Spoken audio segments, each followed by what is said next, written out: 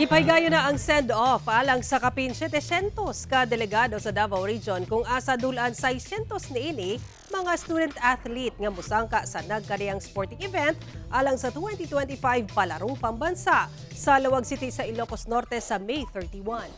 Ani report ni Argil Relator. 596 ka student-athletes gikan sa elementary, secondary ug para games, 87 coaches, 21 assistant coaches ug 19 chaperones. Sa kinatibukan, 723 ka mga delegado. Kini ang mulangkob sa Davao Eagles nga maoy delegado sa Davao Region sa 2025 Palarong Pambansa nga ipahigayon sa Lawag City, Ilocos Norte.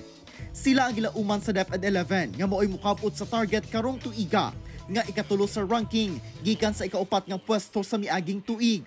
17 ka mga rehiyon lagip ang Davao Region ang magsangka sa 2025 Palarong Pambansa. Aron mabansay ug maandam pag-ayo ang mga student athletes, gipailawom sila sa 15-day in-house training. Natapos kini pinaagi sa gipahigayong send-off ceremony.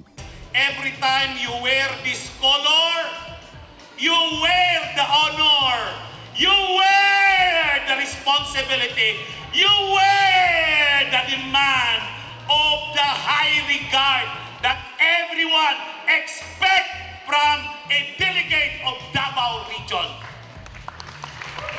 Gipaningkamutan sa DepEd 11 sa pagkinabangay sa LGUs, pinaagi sa paghatag og palaro funds nga makabiyahe nga komportable ang mga delegado padulong sa Lawag City.